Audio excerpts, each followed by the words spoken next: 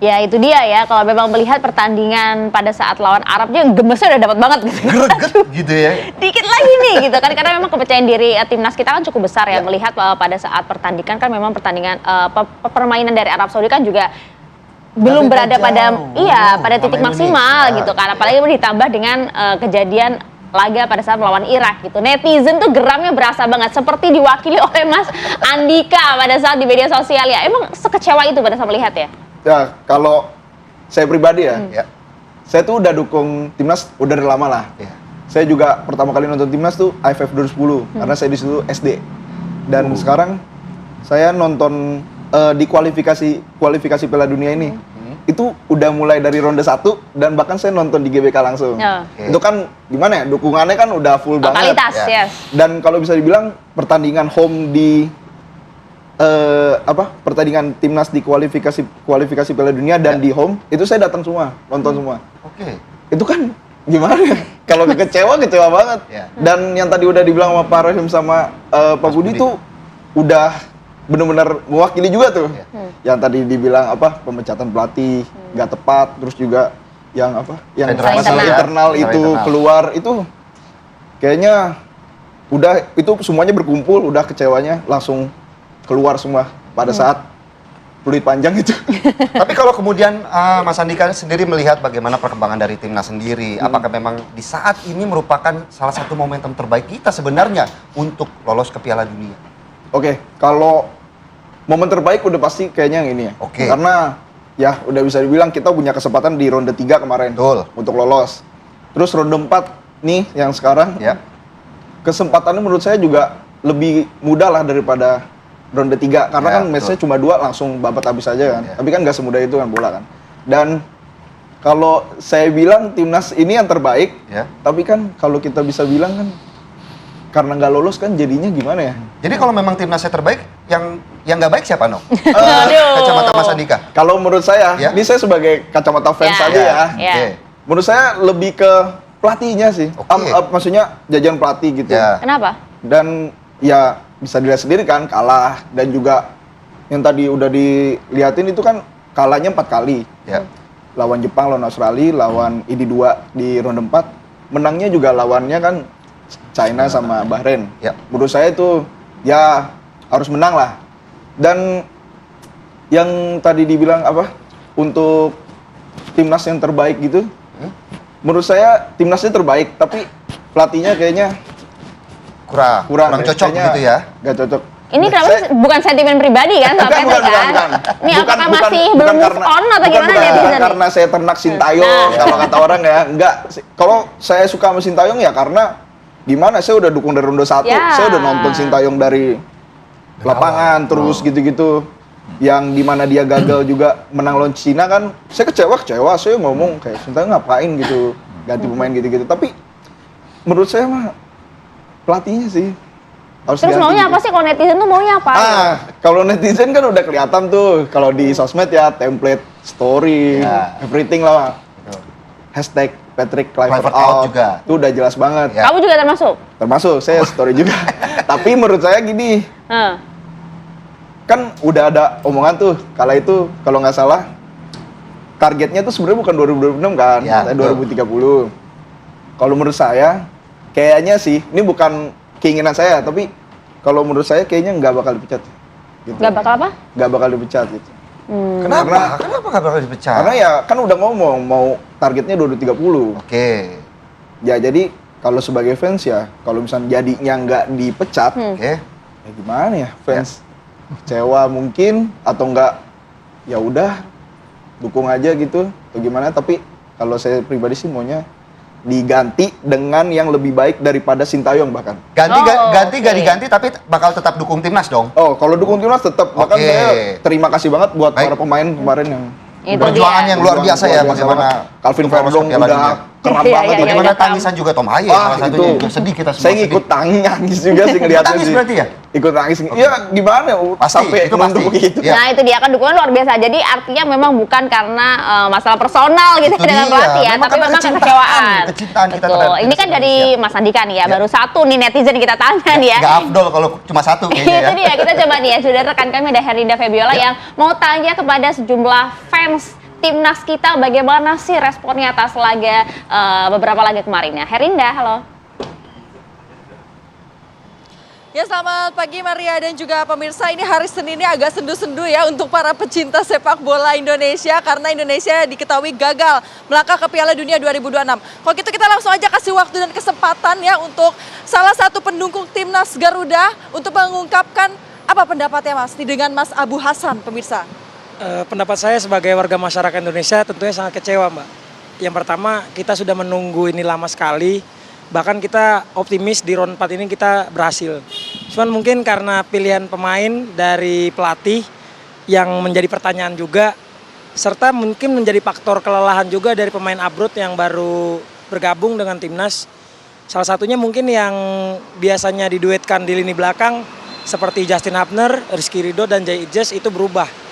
Maka mungkin itu yang menjadi faktor kekalahan dan tumpulnya lini depan. Ini murni mungkin pilihan dari pelatih, mungkin bisa menjadi kritik juga buat kita. Tapi ini sudah lewat masanya, kita warga timnas harus ikhlas dan bisa move on. Setelah ini semoga ada perubahan yang lebih baik untuk kedepannya dan untuk warga masyarakat tetap dukung Indonesia dan tidak menghujat satu personal pemainnya. Itu saja mungkin, Mbak. Selain dari Mas Abu Hasan, saya punya satu narasumber lagi nih. Ada Mas Chandra. Mas Chandra, silakan waktu dan tempatnya, Mas. Untuk pendapat saya ya sebagai orang awam gitu di masyarakat. Ya mungkin karena pelatihnya ya mungkin ya. Party Clever itu kayak pemain yang jarang dimainkan gitu. Kayak seperti Mark Locke gitu kan. Terus juga menurut saya dari segi permainan memang di Arab itu kemarin permainannya bagus banget tuh, permainan cepat sekali dia. Terus juga kalau misalkan Martin Paes itu mungkin kelemahannya di pojok sebelah kiri itu pasti kegagalan tuh. Kayak kemarin pertama lawan Arab, tendangan pojok sudut sama lawan Irak tuh kebobolan semua. Ya mungkin emang harus diperhatikan lagi lah dari para pemain gitu kan. Kita ke Mas Chandra lagi nih, Mas. Mas Abu Hasan, oke Mas. Ini katanya kan targetnya Piala Dunia 2030 ya, denger-denger ya Mas ya. Perasaannya gimana? Kelamaan nggak atau gimana tuh Mas? Lama sekali sebenarnya, Mbak ya. Kami berharap ya sebenarnya round 4 ini menjadi penentu ya. Menjadi titik balik juga. Karena kita tahu Patrick Kluivert nama besar. Pasti ketika pemain abroad yang ditawarkan untuk ke Indonesia luar biasa, senang sekali.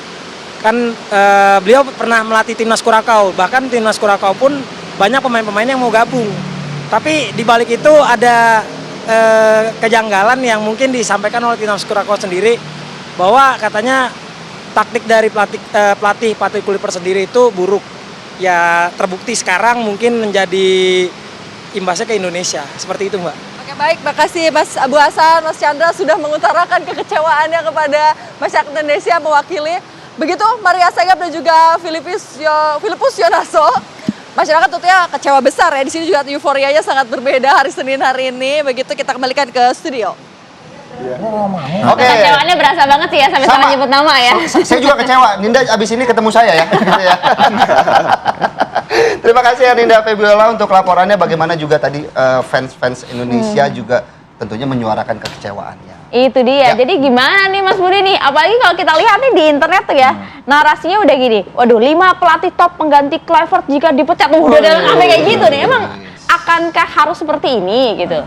Kalau itu kan memang dinamika dalam dunia sepak bola tuh selalu begitu, entah itu di klub maupun tim nasional. Dan saya pernah ngomong pekerjaan terberat di Indonesia setelah presiden Indonesia itu adalah pelatih timnas Indonesia, karena tuntutannya itu adalah selalu menang, harus menang dan akan menang terus.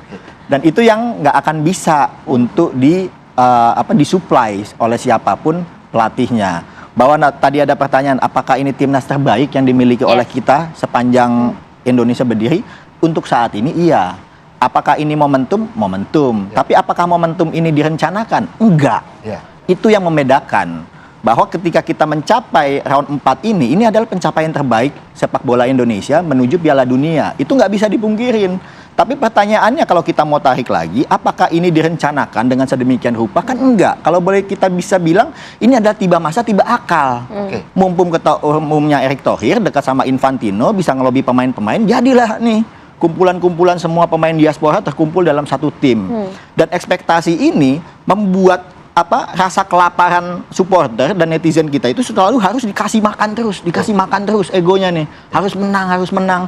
Kita udah nggak peduli lagi tuh siapa yang mau dihadapin, entah itu mau lawan Arab kek, mau lawan Irak kek, isinya otak kepala kita tuh hanya selalu mau menang.